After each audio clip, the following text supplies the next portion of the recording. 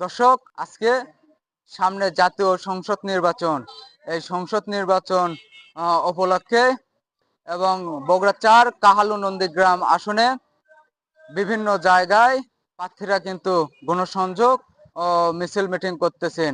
সেই সাথে আমি যে বলি, তারা কিন্তু সাধারণ জনগণের দুয়ারে এবং মাঝে তারা কিন্তু ভোট চাচ্ছেন। তারা সাধারণ জনগণের বাসায় গিয়ে তারা কিন্তু দুয়ারে দুয়ারে গিয়ে কিন্তু তারা ভোট চাচ্ছেন। সেই সাথে আমি যদি আপনাদেরকে জানাই, আজকে বগুড়া ৪ কাহালু নন্দীগ্রাম আসনে 4টি প্রার্থী দাঁড়িয়েছেন দল থেকে। আজকে কিন্তু বগুড়া ৪ আসনে সাধারণ জনগণের মাঝে ভোট নিয়ে কথা বলে জানা যায় যে আজকে কিন্তু তারা উৎসব মুখর পরিবেশে কিন্তু তারা কিন্তু এই ভোটটি গ্রহণ করতেছে।